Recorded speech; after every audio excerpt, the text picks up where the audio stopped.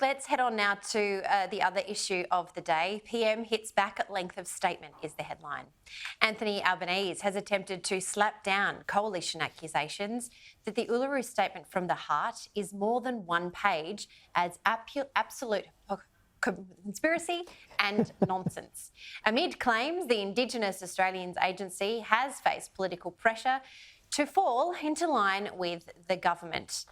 Also, this issue is leading Melbourne's The Age tomorrow. Indigenous Assembly rift over voice stance is the headline.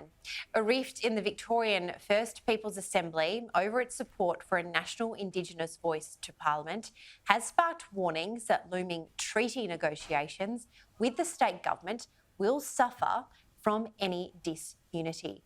Bronwyn, it is really interesting, isn't it, just watching the different elements of the voice, regardless of which way you want to skin this cat, they all sort of lead back to this one issue, the fact that you've got this, what was like, to borrow your phrase earlier, it was a utopia state where we had that Indigenous Assembly in Victoria now at loggerheads, and of course here in federal Parliament.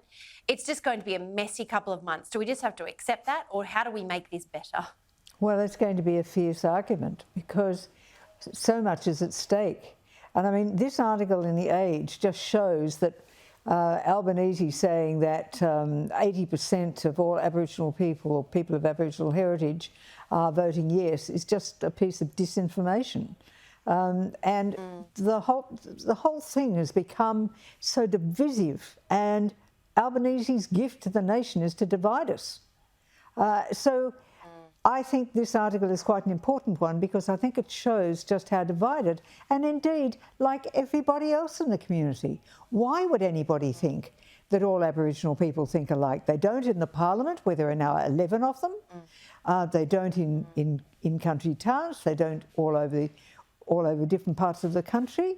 They have differing points of view, and that's why the information is so important to have. And this conspiracy about the length of the document, my goodness me.